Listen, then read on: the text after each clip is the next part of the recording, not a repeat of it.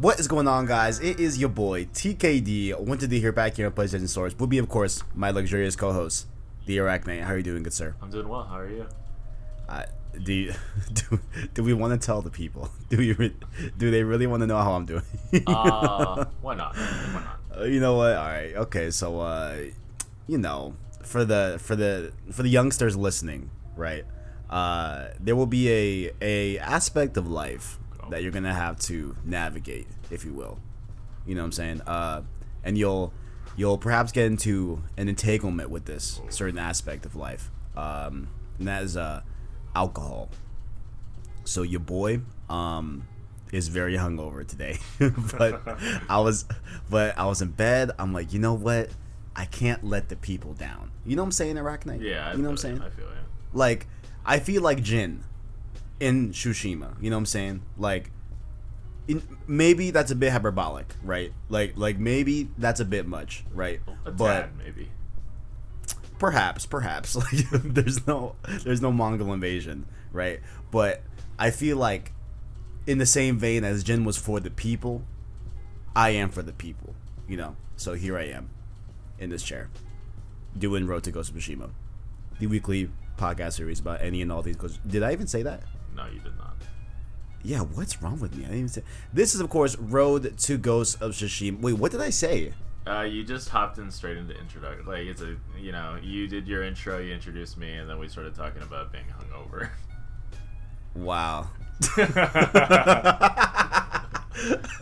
This is, of course, Road to Ghost of Tsushima, the weekly podcast about any and all things Ghost of Tsushima, leading up to release and post-release stuff, as well as we are doing here. So, of course, the game's been out for a week now. Yeah, just over a week. I have a few topics to bring to the table. You know what I'm saying? Just some general topics about the game and how it's doing and stuff like that in terms of sales and stuff like that and different aspects of the game as a whole. Then we'll kind of get into where we're at in terms of the game progression-wise and see how we're doing on that standpoint.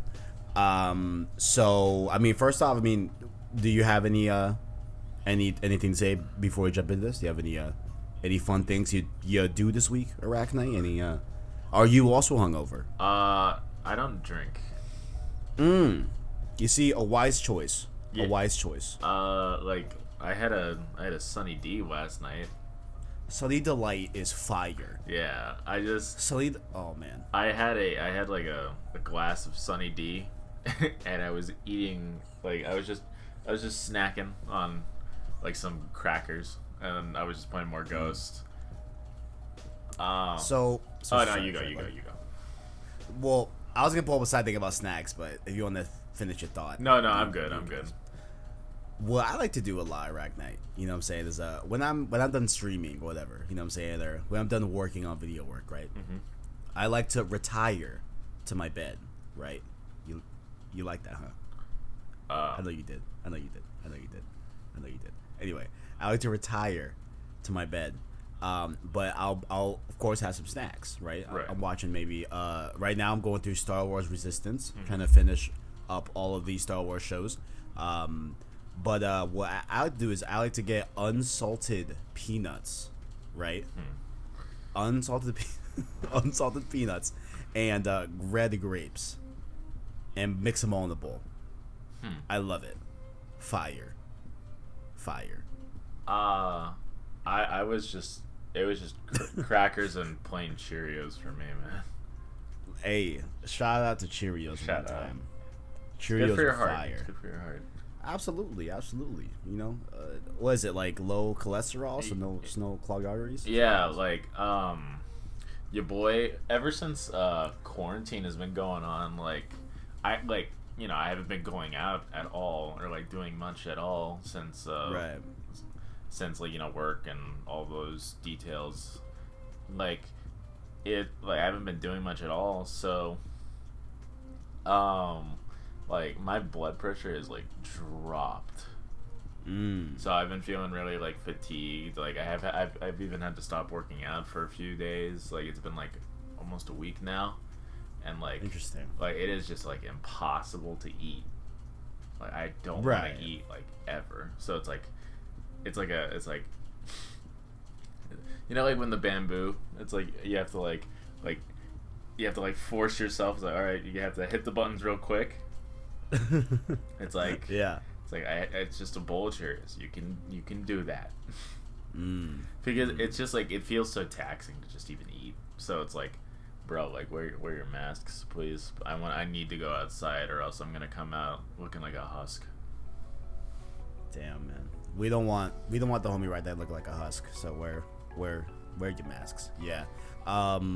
Yeah. No, definitely. And it took a little bit of a serious turn there, but I do feel for you, and I'm sorry that you're you're feeling that way. No, it's low key compared to like the grand scale of everything. Like it's just like it's just like it's like, oh, I'm a little tired, and it's like, oh, well, baby can't work out anymore. Wah. No, compared to everything else going on, I'm very, very grateful. But absolutely. We are on two different levels when it comes to Ghost of Tsushima right now. We definitely are. So let's just you know what? Let's hit some topics first, and then we'll go into our experience on Ghost of Tsushima so far. Okay. Right. So I don't know if you saw this, but this was on Twitter this week, and it is a travel company that partnered with Sony to cross promote a tour of real life Tsushima Island in parallel with Ghost of Tsushima. So they're like pitching it as like a, hey, you know, if you have played the game, you can go visit scenic aspects of Tsushima Island that are featured in the game prominently. For example, you can go to the Watadumi Shrine, which it's weird to see these. It's weird to look at these images because they really look like that's what the shrine like actually looks like in real life. Like it's. I know that's like likely to happen. Like that was but I just had never seen the real life shrine counterpart. You know what I'm saying? Yeah. So that part's cool. You can go to Komoda Beach where the game opens up. You know what I'm saying? Mount Shiratake, which I think is in the game too. I'm pretty sure. And one that you will know as well is the Canada Fortress Ruins. You can go to the Canada castle, but I guess it is not there anymore. I guess it was destroyed or something like that. You can go to the where is it? Oh, the Banshuin Temple, Mount Arike. I'm totally butchering these, but I'm trying my best.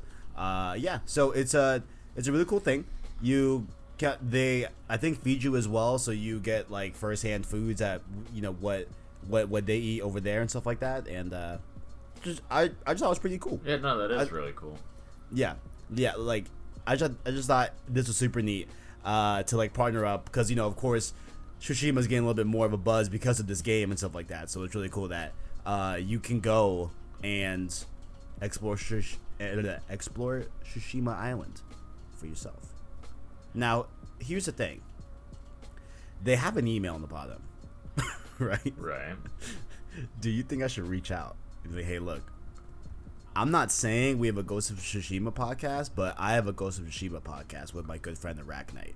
Right? There's no harm in doing it. How about we take because here's what I'm going to pitch it, right? I'm going to say, hey, listen, look, we've been doing the road to Ghost of Tsushima, right? Yeah. But what if we literally take a road to Tsushima? Dude, I'll cry. and you know, we'll document the whole thing.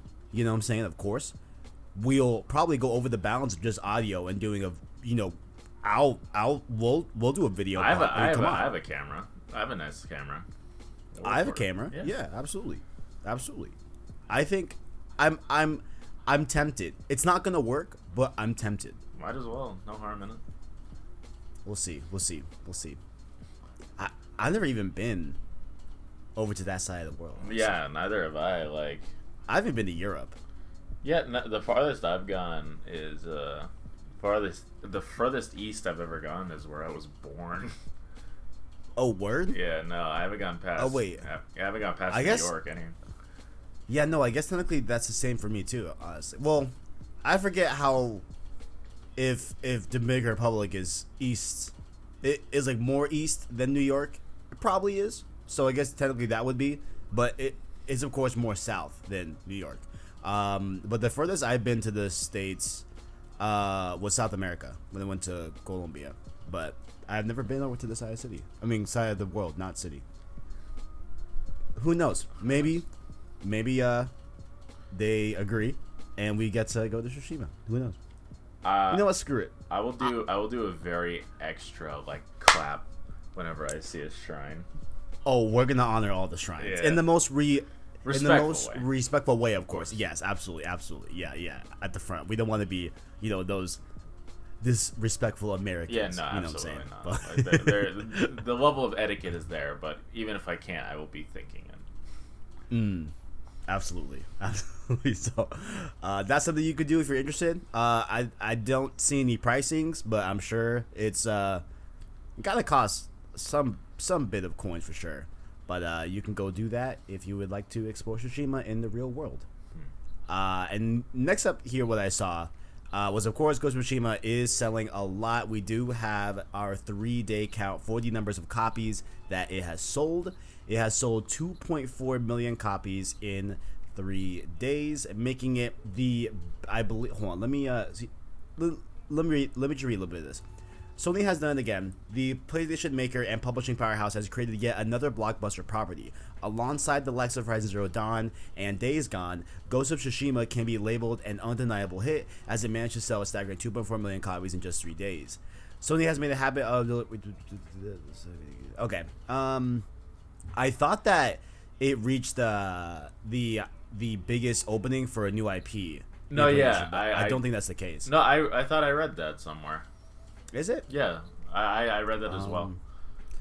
Man, well this they literally ran out of copies in Japan. Yeah. Okay, I found what we're looking for. So this is the one in Japan, like you said. Yeah, it has the best launch ever for a first-party PS4 game in Japan, which is really cool. They were able to move 200 and why am I being dumb right now? Oh my god, this hangover is killing me. 200,000. A lot of copies. Yes.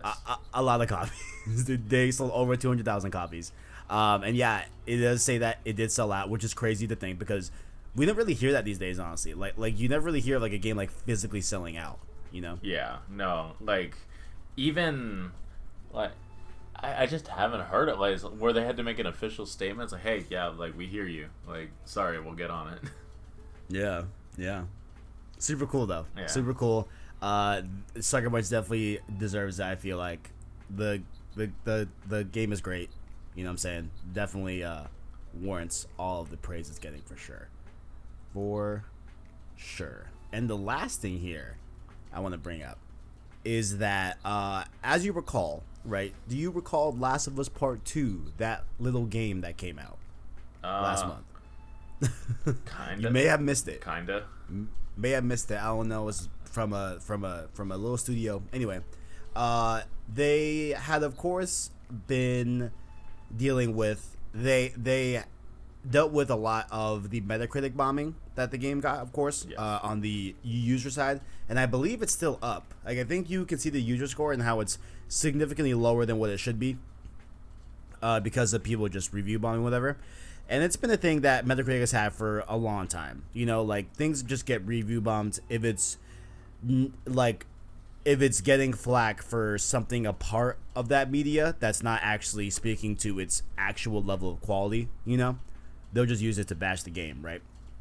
Yeah. No. And so, presumably after The Last of Us Part 2, Metacritic has made a few changes to how they do user score reviews on Metacritic. So we first saw this with this game, Ghost of Tsushima, and they were putting out this warning on the website that you weren't allowed to rate the game yet until you had put in at least, I think, a day and a half of play, or 2 days.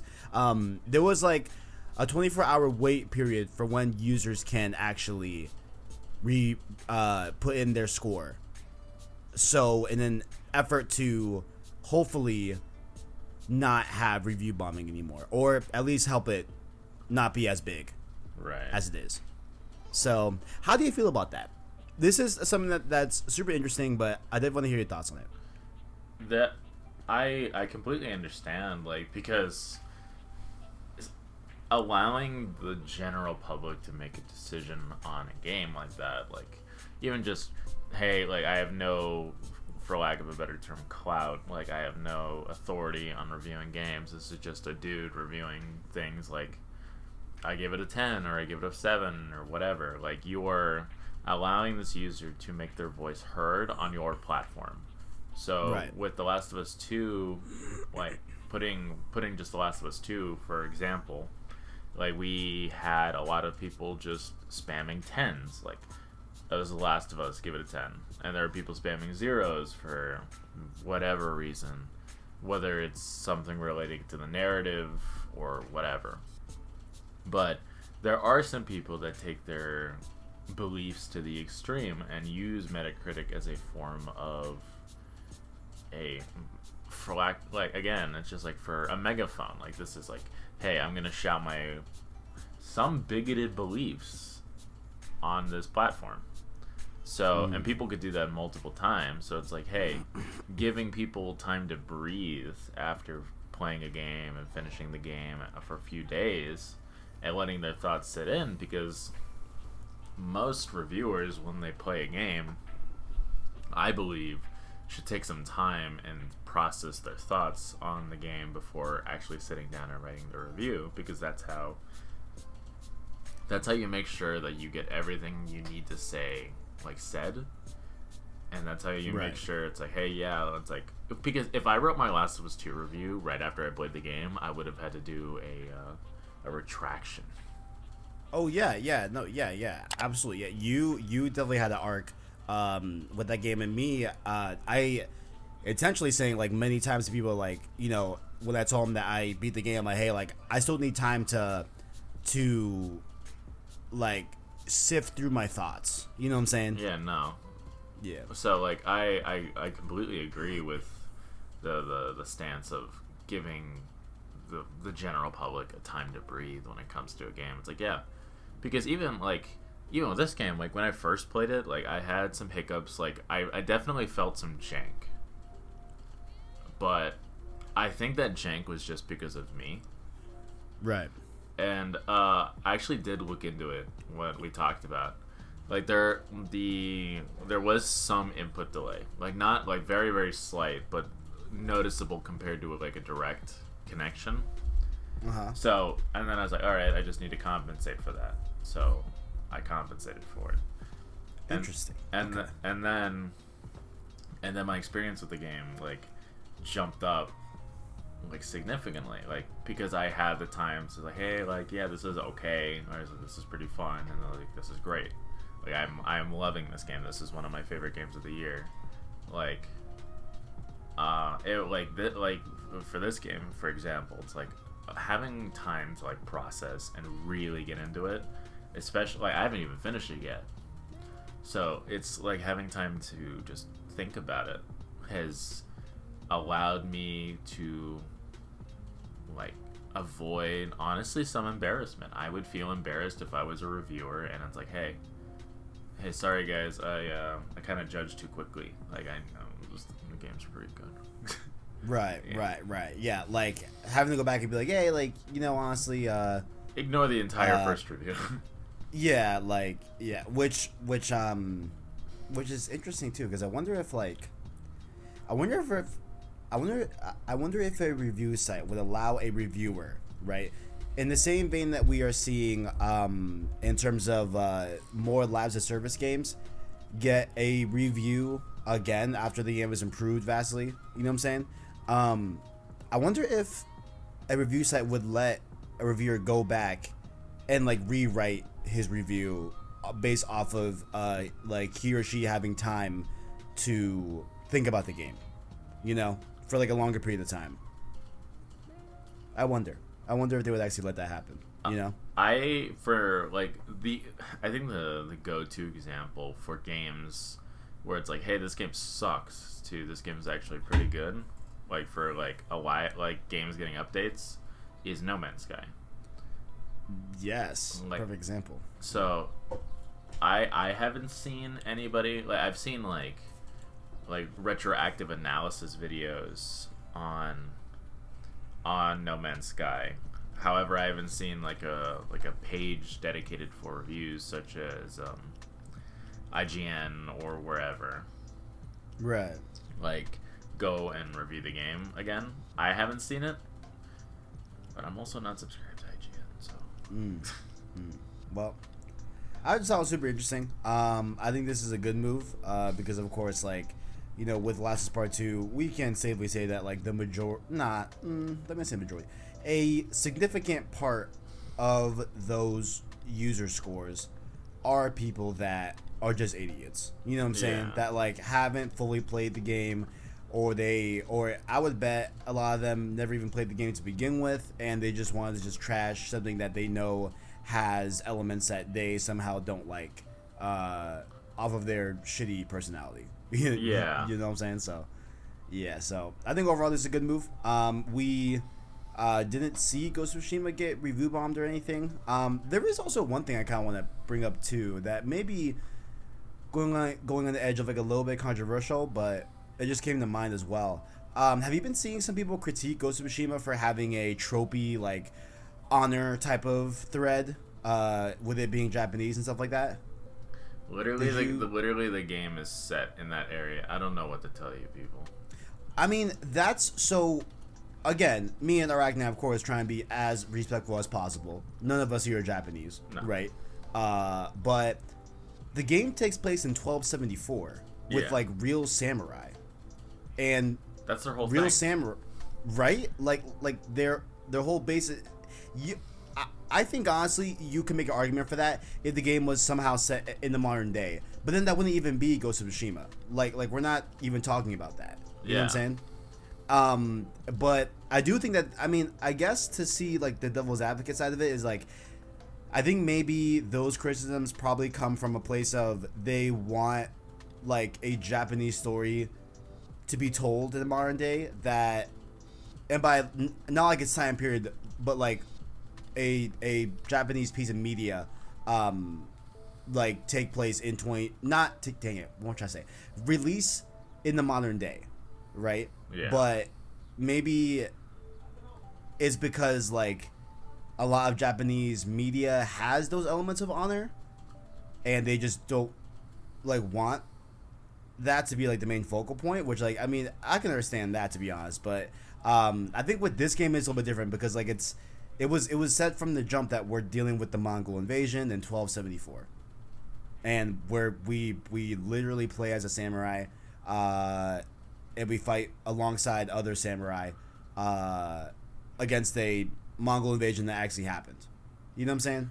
I don't know. I personally don't agree with the aspect of it's like, oh, like another honor story. It's like, dude, samurai are cool as hell. Like, what's the problem?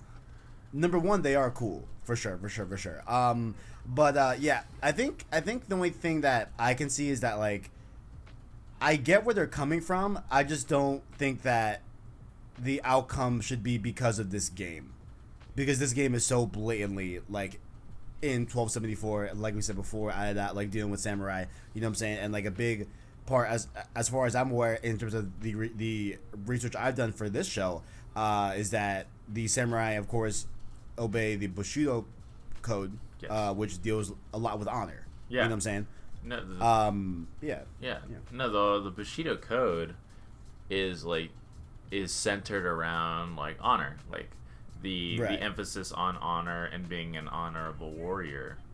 So I don't understand people's grievances surrounding that. Like, it doesn't make fun of honor. It doesn't like disrespect Japanese history surrounding the Bushido code and the Shogun.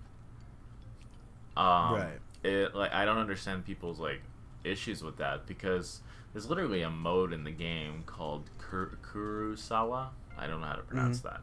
So there's homages and like there's respect given to the media, like to the medium of Japanese storytelling, and I don't understand people's issues with that, because there's nothing like, to the extent of my knowledge surrounding Japanese history and the Bushido Code, which although may be limited, is that there is no like disrespect present, and it's Right. just a story about a samurai and other samurai living their lives through this code that actually existed, and we haven't had something like that in a while. Like even Sekiro, like their the Bushido Code was hardly mentioned. It's just Okay. it's like, oh, you serve this like 10-year-old kid, and then you go die a lot. So yeah, I don't know. I don't understand people's issues. I mean, I definitely see the point of what they're trying to say, right? But I think that that conversation definitely and likely probably should be had. You know what I'm saying? But I don't see you playing Ghost of Tsushima and then having to and wanting to have that conversation right after, if that makes sense. Like I don't know like what in Ghost of Tsushima could incite that conversation. You know what I'm saying? Like it seems a little bit like a hop, but I guess at the core of it, like I think maybe it's that they want a Japanese story told with Japanese actors that doesn't relate to anything of like the samurai and different stuff like that, which I mean I could definitely see that. I can see that. Like I mean I how do I phrase this? Like I used to not have an issue with it until I started seeing it more often, where like every Hispanic pretty much in a game is like has like a very exaggerated accent. You know what I'm saying? Typically has like a drinking problem. You know what I'm saying? Or has over exaggerated things that don't really reflect every Hispanic, right? So I mean, I could see from that angle, like they just want different stories told while using a Japanese actor or using for like my case using a Hispanic actor without using the common like tropes of those cultures. Like I can kind of see that, but I just don't think that. I mean, as far as I'm aware, right? Like, I don't think Ghost of Tsushima does anything offensive, in terms of, like, dealing with Japanese culture and different aspects like that. Which I mean, hey, if there is something that is offensive, I guess I'm just completely just ignorant on that point, and that's just what it is. Like, perhaps I just don't know, or perhaps I'm just not seeing it.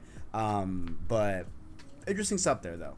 Interesting stuff, because I did want to bring up to you that like had a little conversation about like how do you feel about that specific criticism, Well, the something else I'm confused about is Jin's whole arc goes from him being it's like, oh, honor is everything, to it's like, maybe like you can like bend it a little bit, right? Like it's right. not totally centered. Like we don't have this like immovable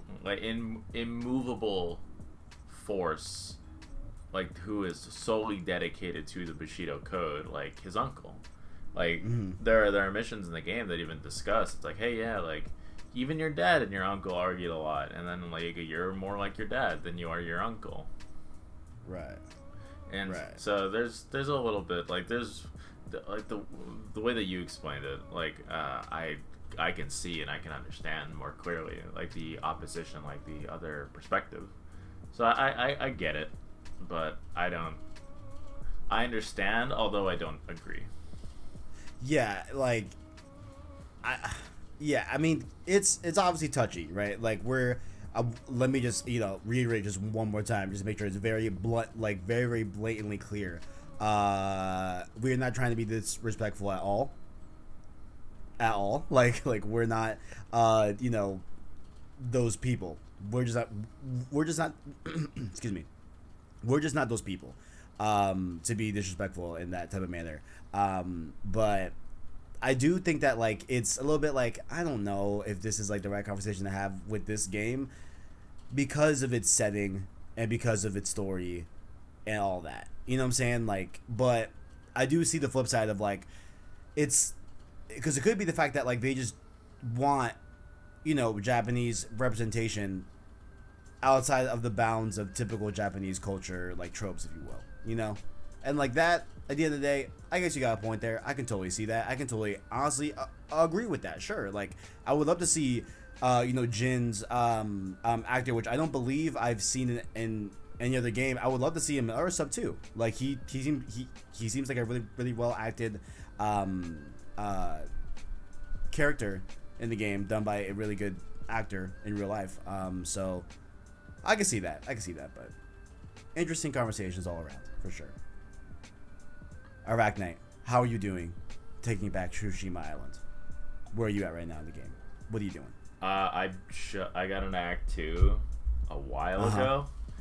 Right. And I have. It's like, oh yeah, we have a lot of important things to do, and for Act 2, it's like cool. I'm gonna go explore. Like you guys mind waiting a little bit? That's the one thing I always struggle with open world games, is that like they'll make the main plot so like we have to do this now, like this is very urgent, like we're doing with like big things, but then like because of its state as a game, you can just not do it and just do other stuff and just take as much time as you need, like I always find that aspect like a little bit like suspending of disbelief, if you will. It's always like, especially when story missions are like, oh, like Jin, we got here just in time. It's like, imagine if I got here when I was supposed to. It's like, we would have been early. Yeah, like totally not in any way, shape, or form a criticism of the game. It's totally a me thing. Like, it's completely a me thing. Yeah, it's just fun. Yeah, it's not the game's fault that it's a game.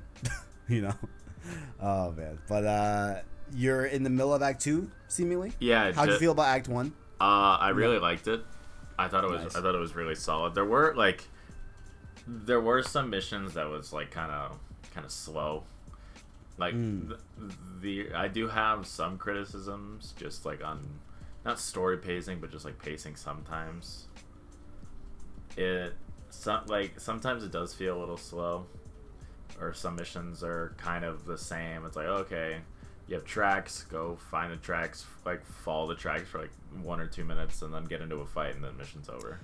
Yeah. This is something that I was waiting to see in terms of what people were saying on reviews, that like, especially like the side missions, they tend to be a little bit of a manner of just following a particular structure. Yeah. That a lot of them share, which I started to see a lot more as the game went on. Yeah. Like, oh, okay. Like I see what this is, right? Like I can see how this could be a criticism, but I think narratively, a lot of the side missions are really interesting and really cool. Yeah, I'll take following a trail and then getting into a fight over finding 9 cats in alleys.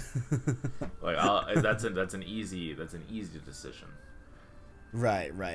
And like also, I mean, I'll take the very structured side missions and stuff like that if it delivers a really good story, which it does. Yeah. Like there's a lot of really cool things in the game. There's some that are just kind of goofy, like side missions in Act 2 that are a little goofy, or that I don't know. Like sometimes it's like, oh, we have this like this horrible demon or whatever. It's like this mythic like thing, and it's like, oh, you mean bandits? Because I think you mean bandits, and it's like, oh, cool. Like I wonder what it is. Oh, look, bandits. And there's like a few, like at least 2 or 3 that I've run into where it's like that. It's like, oh yeah, there's this super cool thing. Like it's like, oh, there's like, it's like it's supposed to be like intimidating or tense. Like I talked about it on my first impressions. Like there was like, oh yeah, there are these monsters in the forest, or the demons or spirits or whatever in the forest, and I rode through the forest the opposite way that I was supposed to. So I saw it's like, oh look, bandits. And I took them out, and then I went to the story mission. It's like, oh yeah, there are these I don't know, the demons in the forest. It's like, oh, you mean those bandits I killed earlier? And it's like, oh look, more bandits. Ooh, something that I don't think we talked about a lot. How are you feeling about the mythic quests or tales. I think is what they're called. Sorry. Go ahead. No, I'm sorry. It's not across the board. It's like all these are super cool. Like Gosaku's armor. It's just it's kind of more of the same. It's just like, oh, here's this like mythical unbreakable armor, but you have to go liberate these farm outposts that you already did. And so it's like, like go do that again, and then so we'll give you a key. And it's like, okay, like I'll take getting into fights more, like, and then there you go. Then you open. I was like, all right, cool. We're about to open the box. Are we are gonna get into a fight? And it's like, nope. You just open the box. It's like okay. Thanks for the armor. Oh, it's ugly. Time to never use it. Yeah, I did not like Osaku's armor when I got it. I was like, oh man, okay, well that was kind of a letdown. But I think the mythic tales that give you a new weapon or new combat ability those are cool. dope. Those are dope. The Heavenly Strike, that encounter gave me a lot of trouble. It was such a cool fight, though. It was a really cool fight. It's just that fight is what made me pay attention to, like, it's like there's input delay. How do I solve that? So it's like, okay, so I went into the settings and there was nothing I could do, so it's either I stop using my current setup or I stop being a baby. So I see. So it's like, okay, so I died so many times in that fight where the game was like, hey, do you want to like take a break? And it's like, no. I hate when they because God of War does this too, where it's like, hey, like, you want to bump down the do you need to bump down the difficulty, sir? Like, are you having trouble? Yeah. Do you need to call? Do you need some like? I appreciate it, but it's also like a little bit of like a It's like, hey, idiot, like you're not good enough. Get good, my boy. Get good. So for real. No, yeah. So I was like, I don't know. I had spent not too long, but enough to where the game was like, do you want to abandon the duel or try again? And it's just like, try again. Let's go. Let's run it back. And then, how are you feeling about? Sorry. You finish your thought. That was my bad. I was gonna move on to a different topic. Oh yeah, go on. Well, like if you want to finish your. I was gonna talk about the combat. By all means, go ahead. No, yeah. Let's do it. The combat, like, they're in the beginning, in my first like few hours, first 5-10 hours, I feel the menus, like navigating, it's like, oh, do you want to change your stance or change your like throwable or your quick fire or any of that? It does feel a little janky.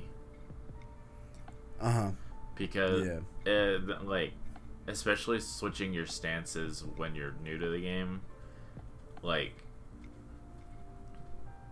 so this is what would happen a lot. So I would go to switch my stance, and then I was like, okay, cool, I'll hit circle to get out of the menu. It's like, you can't do that. Circle is to go to the water stance. And it's like, oh, now I'm dead. I see what you mean. I see. Yeah, I mean, I've beaten the main story of the game, right? And even still, like, as I'm trying to clear out the maps and everything and stuff like that, and have the regions cleared, I'm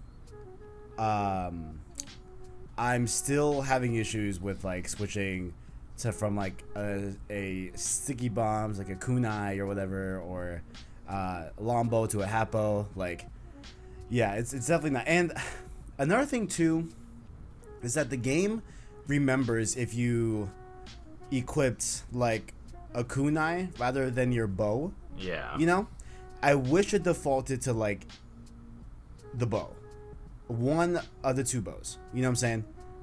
Like, you could select a primary or something like that. Because, I've had that happen. Even with ammo types, it's... Yeah. It, like, I said, oh, yeah, no, it's a stealth section, so I'll just, fire the bow. and then it's fine. And it's like, wait, that's an explosive arrow. Don't fire that. And then it's like, oh. No, I have just fired explosive arrows on accident before. Yeah, no. So it's like, I've done it. It's like, all right, I'll just fire like a normal arrow or like an armor piercing arrow. And it's like, wait, that's an explosive arrow. It's like on one guy. I mean, yeah. Which I mean, to be fair, the arrow is sparking and like doing stuff on the end of it. So it was purely just me not paying attention to what arrow I'd equipped. To be 100% fair to the game, you know what I'm saying? It tried to tell me. I just wasn't looking. But I still feel like it should default to like regular arrows and a bow always when I do an L2 action. You know what I'm saying? Mm-hmm. I don't know. It is what it is. It is what it is. But are you liking the game narratively in terms of like story and all that? Oh yeah, absolutely. I'm having a lot of fun with the game. Like, it's a lot of fun to get immersed in the world and in Jin's perspective. And one of the things that in my first impressions I thought was kind of goofy, but I'm actually kind of like I'm enjoying now is the hot springs, where it's like, oh yeah, it's like, oh yeah, Jin's just sitting like naked by himself in the forest thinking about his like uncle or whatever. But now it's like, oh, you're really starting to understand the world through Jin's eyes. It's like, right. Oh yeah, you get to think about your past or your allies or anything like that. So I actually really enjoy that now. I think it's a lot of fun. Or doing the side missions where they talk about Jin's past, or like people commenting. It's like, oh yeah, Jin, you're not the same guy you were before the invasion. And yeah, it's really interesting to see what kind of person Jin was, because all we see is him become the ghost. You don't get to see him become a samurai. You see a samurai become the ghost. Right. Like we see little like hints and bits and stuff like that throughout the game of like flashbacks and stuff like that. Yeah. You know, but not like a fully comprehends. Right. I feel you. I heard a lot of reviewers talking about how like they don't think that Jin is like a memorable character or whatever. I think I'm disagreeing. I disagree. I think Jin has a lot of personality, and like a lot is told with little being said. You know what I'm saying? Like, I feel like there is so much to get out of just seeing Jin talk to, you know, a random person, whatever, or like his man, my throat's killing me, or you know, his little quips to his horse and stuff like that. Yeah, you know, there's a lot there. I really disagree. Like, I like, you see Jin's personality like throughout everything he does. Like, it doesn't always have to be like, oh, like here, like he has to say it's like, this is my personality or whatever. It has to be his like defining trait. Yeah, because we've remembered characters for less. The Doomslayer, here's the Doom reference of the episode. Doesn't say anything ever. He's just angry. That's true. And everybody remembers him, or like Doom Guy. It's just like he's just an angry dude like killing demons, and everybody remembers him. It's like, you don't need to, like, as long as your character has something that defines them, more likely than not people are going to remember them a few years down the road. Like Jin, yeah. We see like an issue that we talked about a little bit like before was the whole honor thing. It's like, is the honor thing overdone? But we have this main character whose family is known and revered on the island for being strong, honorable warriors, and he was raised by Lord Shimura, who is steadfast in his honor, and his whole arc is not abandoning, but stepping away from the intensity of honor to become what is needed to be done in order to protect people, which I feel is memorable. Mm-hmm. There are some characters that this year that I feel haven't been like remarkable in games that I've played. Like, there are some characters that I was like, oh yeah, they were part The only reason I remember them is because of the main character, or vice versa. Right. Like, I already know. Like in a year, if you catch me talking about Last of Us 2, I'm not gonna like my first thought isn't gonna be about Jesse Or Mel. Yeah, it's like I'm not gonna. Yeah. I'm not. The only reason I'll talk about them is like, oh yeah, like oh, there was this part in the story where whatever, and then Jesse was there. Actually, I mean, I kind of like Jesse. Well, I'm not gonna lie. Well, I'm not gonna lie. well, or it's just the first name that popped in my head. Like right. Characters like Mel or like it's just characters like that. It's like I'm not gonna remember them, but the argument could be made that they are not protagonists. Precisely. So, Yeah, and you being at the Act 2 leading into Act 3, things are gonna ramp up. Things are definitely gonna be like, oh man, things are really interesting. I hopped in the for stream sure. in the worst time. The worst time. Also, I do want to make a note as well for you. If you want to do all the side stuff, I would recommend doing that before Act 3. I already have. Perfect. Yeah. The game does tell you, hey, this is gonna be a thing that you're not gonna be able to go back and do the other stuff for a little bit. The point of no return. Yeah. There is a point of no return in terms of side missions, which you do eventually return to, because of course it's a video game. You know what I'm saying? But for that time being of Act 3, you can only do stuff in Act 3. So, just fair warning for all you people playing Ghost of Tsushima. So I have beaten the game. I guess I'll give like my light impressions here. I don't love Act 3 as a game, but I do love the overall game. That sounds really stupid, but I'm gonna try to explain it. I think Act 3 kind of is the weakest. Definitely the weakest. Yeah, definitely the weakest, but like it has like the most important like moments in the game, which is very weird to say those two things back to back.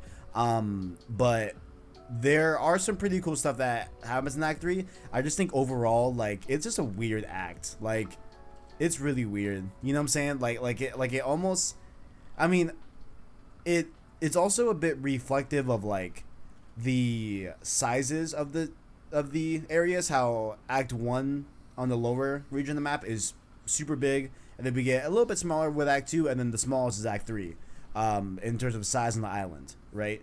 So, like, I guess, like, low-key it's told kind of that way. I just feel like Act 3, in a way, I think it feels a little bit rushed. I think we should have, like, spent a little more time in Act 3, because I did Act 3 in one stream. Yeah, I noticed that. I thought there was going to be, when, I just noticed, it's like, oh yeah, like, you're streaming, I'll hop in. It's like, oh, well, the game's already ending, like, that kind of thing. Yeah. I was in Act 3. Yeah. And I beat Act 3 in one stream, and it's just like, it was like maybe 2.5 hours, maybe 3 hours. You know what I'm saying? Yeah, like, no, it was a shorter stream. Yeah, and like the other acts felt definitely longer. And it felt like they had a lot more building to do. Like with the Act 1, you of course work up to rescuing Lord Shimura. Damn, I forgot his name. Lord Shimura. You know what I'm saying? In Castle Canada. And the second one, you're doing something else that I guess I won't say because spoilers. But the third one, like, you would assume that there would be a lot more build up to this thing, but there isn't really a lot of build up to the thing. You know? It kind of just like, we do some things and then it happens and it's cool, but like, I wish there was a little bit more build up to this really intense moment towards the end of the game. You know what I'm saying? Can we also? But yes, no. Go ahead. I was gonna say is like, can we talk about how many villains this year have the name Khan in their name? I can't think of another one. There's the Khan Maker in Doom Eternal. There's a lot of Khans in villain names. It's like, oh, like we need a villain. Khan. Which me and the stream did a little education. Sometimes we'll ask Suri for things. You know what I'm saying? Yeah. Wait, how do you pronounce her name? Huh? How do you pronounce her name? Suri. Suri? I hate my life. Look at this shit. Look at this. Suri. Siri. It's not Siri. It's Siri, dude. I have all. Watch this. Hey Siri. Hey Siri. Response to both. Yeah, but In if response to both, if you look up how to pronounce it, I actually had not an argument, but like a joke argument with my girlfriend about it one night during dinner, and she was like, "Oh yeah, like I'll ask Suri." It's like, "Huh?" And she's like, "What?" And then we watched a video on how to pronounce it, and then it's actually Siri. I can't say Siri. I don't know. It's like, so we well, I still work at this job, but we used to work with a coworker where her name was Daria, right? But I just cannot say Daria. I say Daria. I say Daria too. And like, she's like, it's not like it's like an offensive thing. Like, she really just doesn't care. You know what I'm saying? But like, I just can't. So, dude, I think it all boils down to me just being an idiot, which is fine, you know. But to me, it's Suri. Well, yeah. It also, and I like, it's our backgrounds, like Precisely. the language that we learned and the language we were surrounded by, like influences our pronunciation of names. Like, for example, like I always, when I was younger, I pronounced Melissa like Melissa because that's how I learned it. Whoa. That's how Melissa. Yeah, that's how I learned it in for my family, how they pronounce the name. That sounds dope, though. Yeah, but like I got made fun of in high school about it because I had a friend, Melissa, like when we first became friends, I said, "Oh yeah, hey Melissa," and no, then my other friend's like, "What?" I was like, "What? What is this? What tongue do you speak?" Yeah, no, like it boils it down to that, but it's just, where, like the dialect that you learned from. I feel like someone in the game also pronounced a word differently, based off their background. Actually, I'm trying to remember which word it was. I think it was, do you know? Sometimes Jin says Tsushima like Tushima. Like with the T? Yeah. Oh, I never noticed that. Really? Yeah. Oh shoot. Where'd you look at that? Also, I do know that now that we're talking about, how to say words and everything, I know I say Tsushima wrong. I know it's Tsushima. Right? Is it? You're asking the wrong guy. I feel like Christian corrected me. Or maybe I just heard him say it. And he said that, like, it's actually Tsushima, not Tsushima. But, oh well. So, overall, yeah, how did we get to talk about Act 3 to that? I don't even know. Anyway, oh, wait, no, we asked Suri. Oh, what was it? Oh, Kev, remember this. Oh, okay, Khan. Yes, Khan means leader. Yeah. Wow, that took so long to get there. Yeah. Which I did not know previously, so now I know. I'd love to see it. I'm excited to get to Act 3. Like, the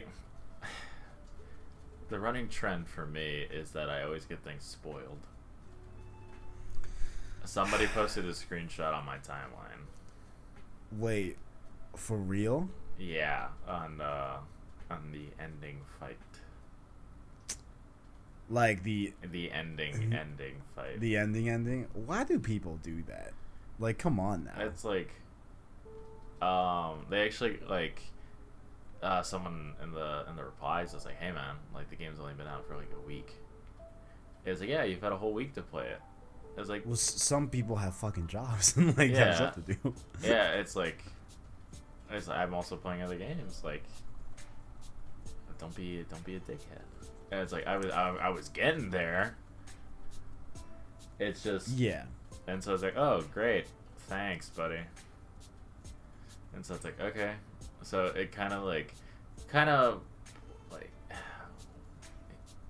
I don't know. It kind of like tampers the story a little bit because Right. I know what it all leads to. But I'm still gonna Yeah. enjoy the ride. It's like whatever. This happened with Last of Us. This happened with Star Wars. This happens all the time. It's fine. I don't care.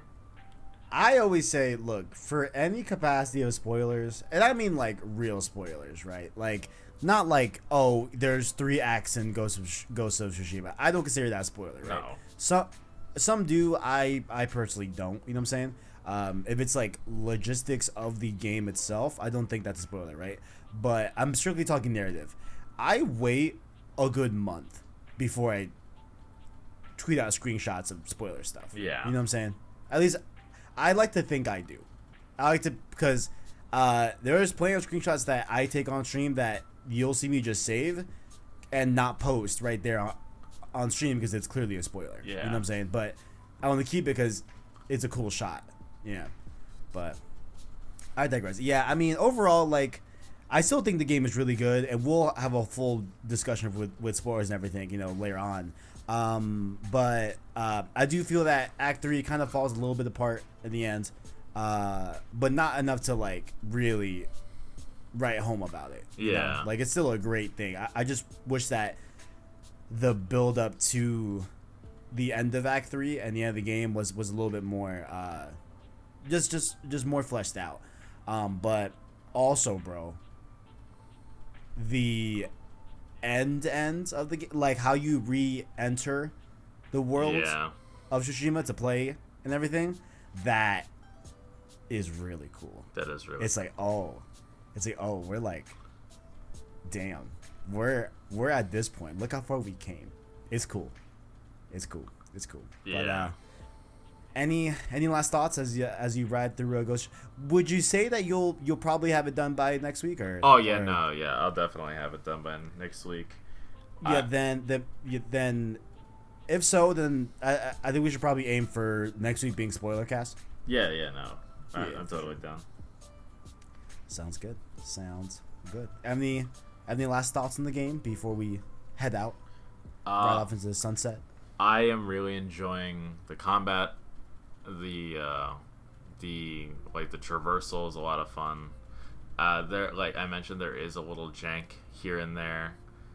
I have like sometimes the standoffs don't work. Man, sometimes I just get shitted on standoffs, man. Sometimes I just get shitted on, bro. No, I mean like I'll do the standoff and the enemy will just walk right past me. And so my only option is to whiff the standoff and nearly die. Wait, really? Yeah, no, it happens a lot. Wait, like, so the person that you're standing off with eventually just like walks off? Yeah, he just is like, hey man, I don't fuck you. Wow, for real? And so it's like my only option is to either stand there, reload the checkpoint, or whiff it and take a bunch of damage and then heal immediately. I have never had that happen to me. It happens to me That's- a fair bit. Oh man, that's upsetting. I would honestly want to see footage of that. Yeah. You know, I definitely want to see what that looks like because I haven't experienced that at all. Interesting. It's not always the most fun thing in the world, especially when I don't have any resolve to heal. So it's like Precisely. Yeah, so it's like there's literally no option other than to reload the checkpoint or else I'm going to die. I think the last thing I'll say about the game before we head out is those fucking dogs, man. Those motherfuckers. Fuck those dogs, man. Those dogs are fucking like assholes. Yeah. I almost feel no remorse killing them. They don't even look like dogs, they just look like bushes.